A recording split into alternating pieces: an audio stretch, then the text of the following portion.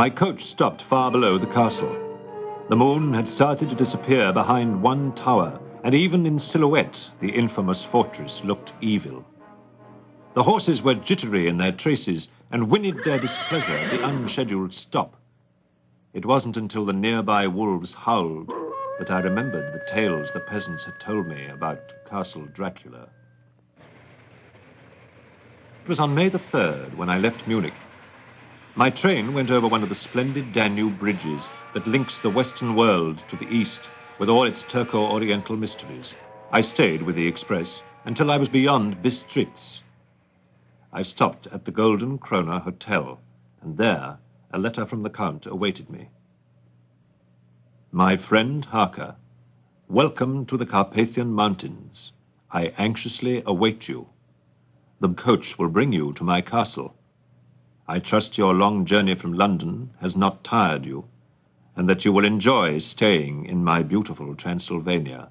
Your friend, Dracula. The following day, before I boarded the coach, I found the innkeeper had learned of my destination, and he and his wife took me aside. He is on his way to the castle Dracula, Hannah. Then the man made the sign of the cross. If you must go, young hare, wear this crucifix of silver, for it is the eve of St. George's Day, and... 3 others were in the coach with me. The passengers, hearing my destination, began to recite words that I was totally unfamiliar with. As quickly as I could, I flipped through my language dictionary and found the translations. The names meant devil, hell, witch, werewolf, and vampire. What nonsense. And yet, these people seemed serious enough. On May the 5th, our carriage stopped in the shadow of the castle. On the side road sat Dracula's coach. The driver, his face covered with a dust mask, addressed me from the darkness. Herr Harker, I am to drive you up the mountain. My master awaits you there. The driver of the coach, seeing that I was being met on the deserted road, drove off with whip flailing as if the devil were after him. As I climbed into the Count's carriage, I thought about the passengers' stories. Stories which often mention the undead. Creatures dying, but coming back to life.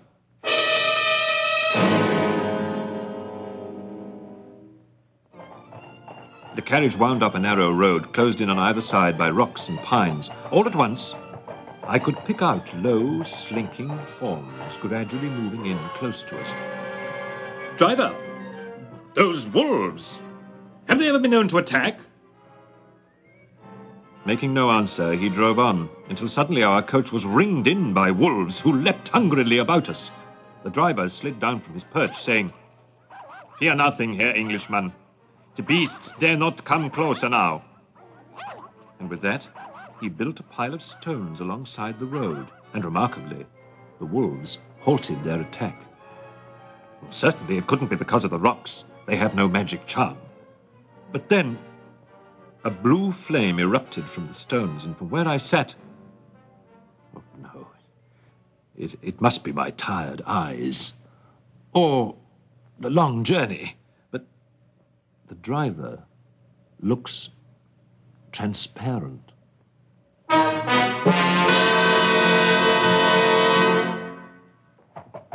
To my great relief and puzzled surprise, the wolf pack scattered, their tails between their legs, as if...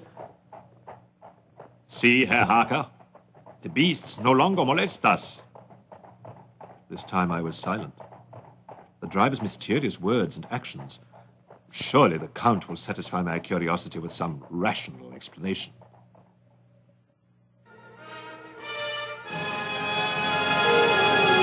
Upon close inspection from the courtyard, it seemed that the castle had not been taken care of for centuries.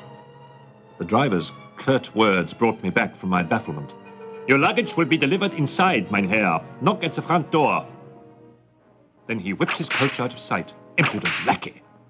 But at least he responded to me. No one answered the front door. My pounding fist caused the unlatched door to swing open creakingly. Bats flitted out. I was too amazed to be frightened for the moment. What a strange and sinister dwelling. What manner of man is my host? I found my answer almost immediately. In the dim, somber glow of candlelight, I caught my breath as I first glimpsed the castle's master and heard his softly familiar voice. I am Count Dracula. Welcome to my home, Herr Harker. I trust you had a safe journey. The winter has been harsh, and the wolves can be unpleasant. Please come in. My castle is yours. Dinner is waiting for you. Follow me. And with that, he held his candle high enough for me to see the hallway as he led me to the dining room. If the elements had been harsh to the rock and the mortar on the outside of the castle, then the dampness and neglect had just as greatly mutilated the interior. Cobwebs, boasting families of spiders, draped every arch and gargoyle. In the dining room, I fell to hungrily. The food was good, but I noticed a strange thing. Count Dracula, you're not dining. I have already dined.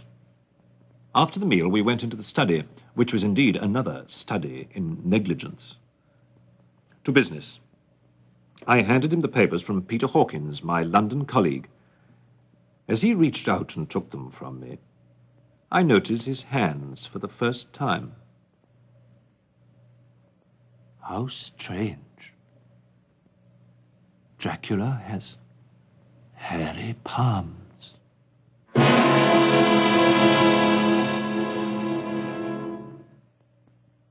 Scanning the papers quickly, he seemed quite pleased.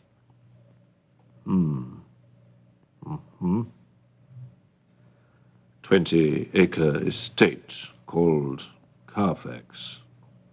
Secluded, high stone wall, outskirts of London. Excellent, Harker. Excellent. Just what I wanted. With that, he carefully put the papers away and turned the conversation to other things.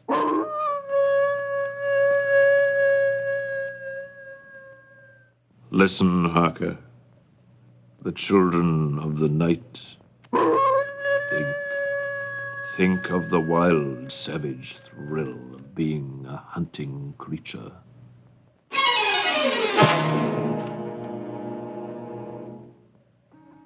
As he later led me upstairs, I couldn't help but think what a strange thing to say.